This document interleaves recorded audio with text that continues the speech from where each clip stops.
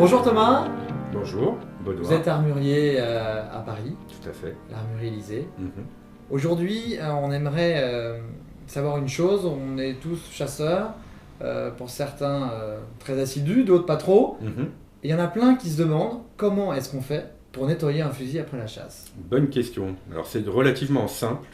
Les fusils, comme tout produit métallique, parce que le gros du fusil c'est le métal. Ouais. Ça a besoin donc d'être entretenu assez régulièrement, surtout lorsque l'on revient d'une chasse où on a pris la pluie. Et là on a l'exemple typique d'une arme qui n'a pas été bien entretenue, qui est malgré tout huilée, mais où on voit de l'oxydation sur les crochets de bascule.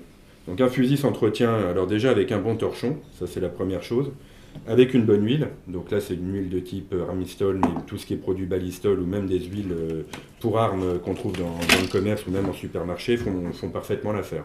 D'accord. Selon le calibre de l'arme que l'on va nettoyer, évidemment, on utilise des baguettes avec des écouvillons qui sont en rapport avec le calibre de l'arme.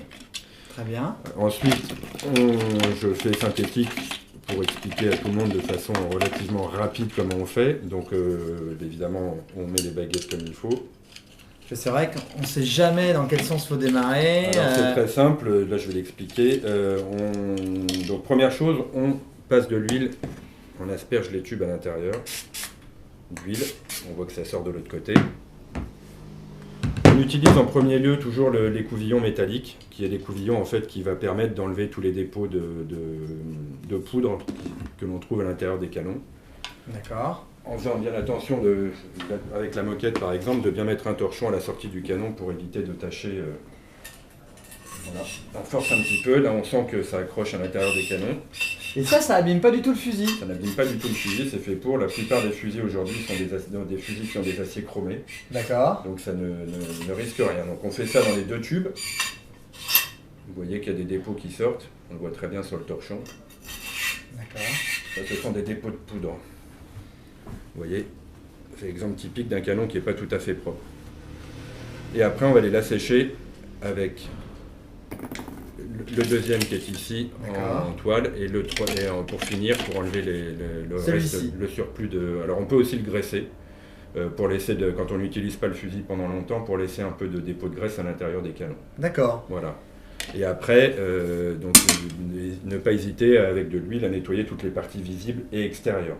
Et comment est-ce qu'on le fait en fait? On passe comme tout bêtement de l'huile un petit peu partout dessus pour bien mettre de l'huile sur toutes les parties mécaniques. Bon, par contre, après le travail d'armurier, il reste un travail d'armurier. L'intérieur du fusil, il faut le faire régulièrement quand la saison se termine, d'aller voir son armurier pour nettoyer l'intérieur des platines sur des fusils à platine ou des systèmes Hanson sur des systèmes Hanson.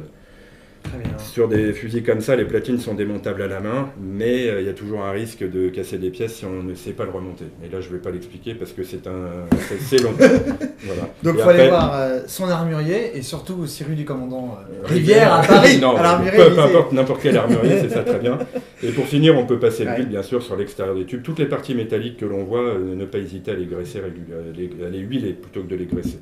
Très bien, parfait. Merci beaucoup Thomas. De rien, avec plaisir.